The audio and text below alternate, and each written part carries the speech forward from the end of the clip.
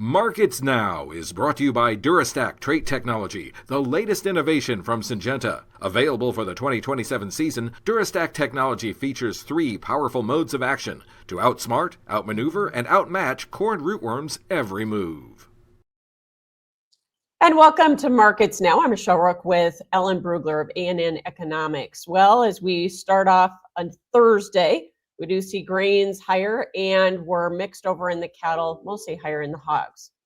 Ellen, we've had a strong day yesterday in the grains, followed by some follow-through buying here today. And let's talk about kind of what's driving this. Is this all about money flow and this big pullback to 4-year lows in the dollar?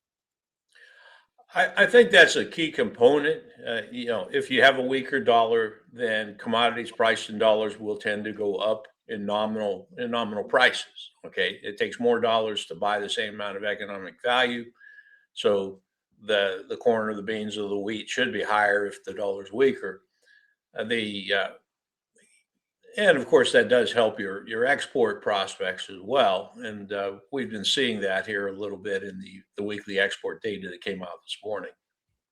Yeah, you were actually fairly impressed with where we came in with export data, especially for soybeans, right? Yeah, I didn't expect anything like last week. Those were just barn burner numbers with the corn over 4 million tons. The beans were pretty strong too. But I was impressed that wheat, meal, and bean oil were all on the upper end of their trade estimates for this week. And very strong pork export sales, 56,000 tons, including a chunk about almost 16,000 tons to China. You saw some export data for China taking soybeans, over 800,000 tons actually shipped, and you had some additional sales, 200 some thousand to China as well. Okay, so what we're seeing is not only the lower dollar, though, is helping push exports, but on the grain side of things, we did stimulate some demand with the pullback that we had right after the WASDE report, right?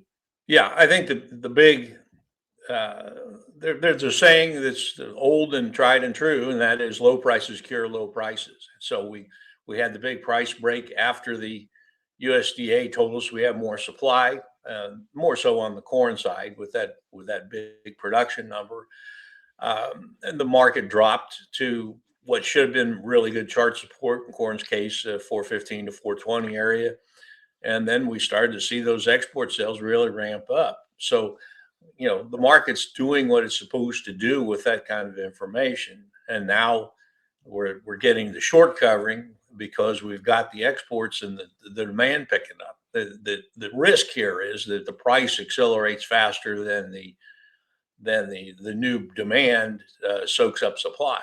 And then we price ourselves out of the market. That's certainly a risk with the harvest activity going on in South America and the ability to attract new supply to the market. Absolutely, and their prices are going to come in much lower than ours here as the harvest progresses. But overall, this pullback in the dollar to 4-year lows and what we're seeing in terms of money flow, do you think the funds could continue to buy here in the grain market and maybe start a trend change at all here or not? I think you could definitely see some more fund buying. You've got the weak dollar, which says commodity prices in general ought to go up. You've also got a need for diversification. If you're in gold and silver, as a risk manager of a fund, you've got way too much concentration in metals right now. So you're looking around for cheaper commodities to add to your portfolio or add to your position size. And certainly the grains all qualify for that. I like the chart action. You've got a head and shoulders bottom in the nearby beans. You've got a double bottom in the November. November's flirting with the 2/3 speed line resistance right now. If we can break through that and hold it through the weekend, I think the new crop could go higher and probably old crop as well. Yeah, and let's talk a little bit more about the technicals because we have been in trading ranges, especially in the corn, of 10, 15 cents.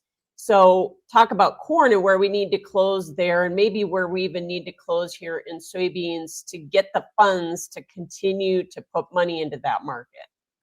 Well, corn is going to have a more difficult time reaching escape velocity, if you will, just because of the the ending stocks number. The U.S. ending stocks over 2 billion bushels is just a big number and going to tend to absorb a lot of bullish news to get off of that. I think the 435, 437 area is kind of key for the old crop. If you get through that, there's some other technical objectives in the 450, 457 range that I think would be the next area to go to. And the funds would likely be who would get us there. But again, there's a fundamental damper there that's probably more significant.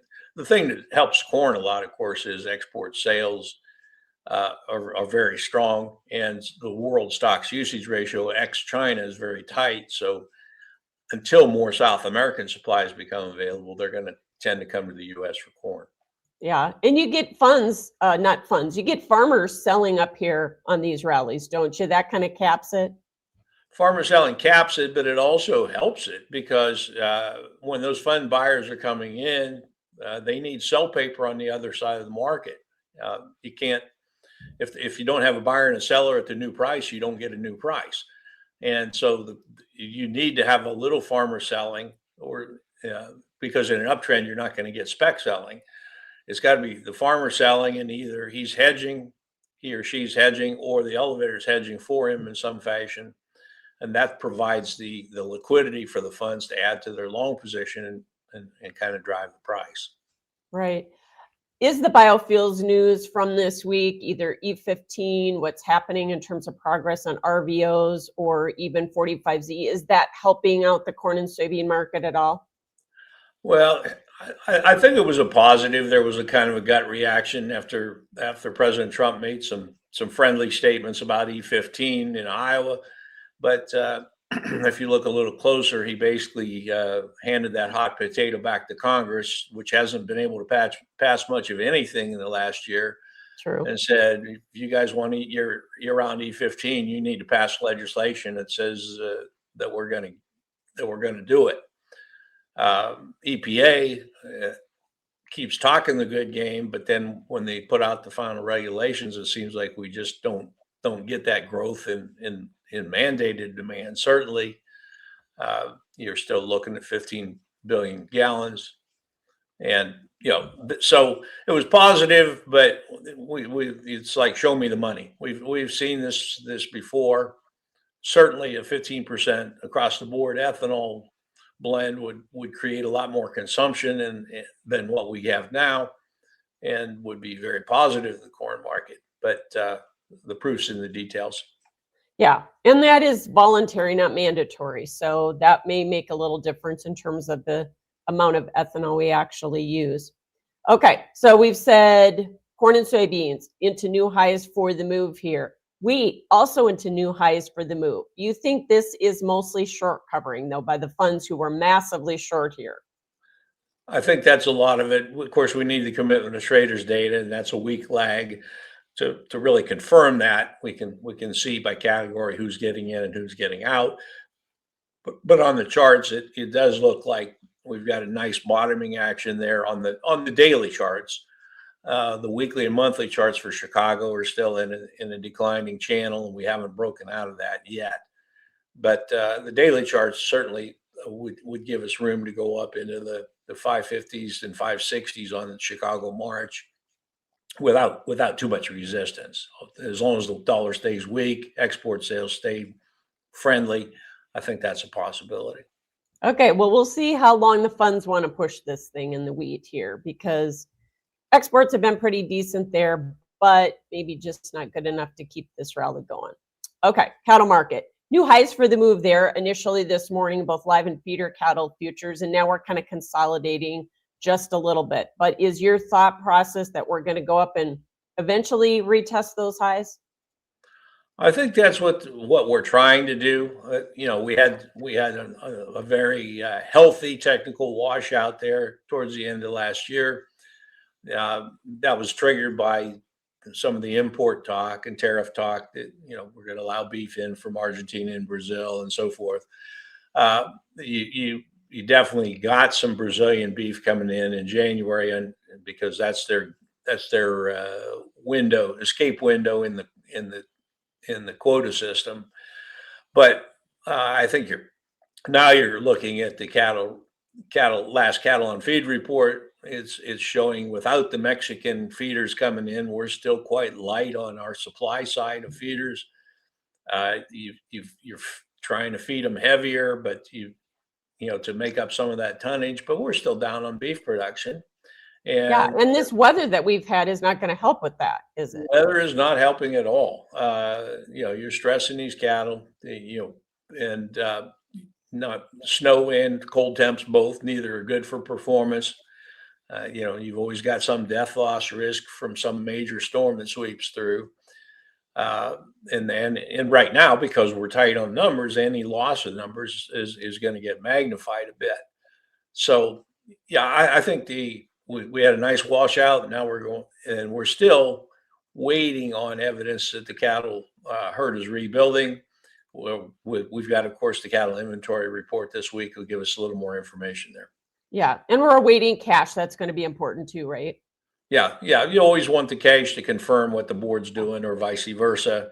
You can get into really good debates over who leads who there, but the box beef values are holding up quite well. Consumers are still buying beef, maybe not aggressively, but they're still buying it, and I think that allows the packers to pay. They just don't have terribly attractive margins right now. True. Okay, one last question for you on hogs. We've been hitting new contract highs in the back months. I thought this was all fund related, but we are seeing good exports this morning, and cash trade continues to move higher. So how far do you think we'll push this? Well, that's a very unusual market, because so many of the hogs are formula-based pricing and not negotiated trade. But I do like the export sales. It was over 56,000 tons this last week, according to USDA. China was taking about 16,000 tons. We don't talk about China buying pork much lately, but they clearly are. Yeah. That's draining some of that U.S. supply out when, again, beef is tight and the market wants the pork here. If it's leaving, then it's got to bid up for it. I think there's rumors of some disease issues out there as well, but pretty decent chart action yet. No doubt. I'm sure the funds are looking at that as an attractive buy at this point. All right. Thanks so much. Ellen Brugler with A&N Economics. That is Markets Now. With corn rootworm costing farmers up to $1 billion a year, you need the right strategy. Introducing Durstack trait technology, featuring 3 powerful modes of action to strike corn rootworm at full force. Outsmart, outmaneuver, and outmatch their every move with the industry's first triple BT protein stack built for corn rootworm control. Take back your yield potential. Make your move at Durstack.com. Available for the 2027 season.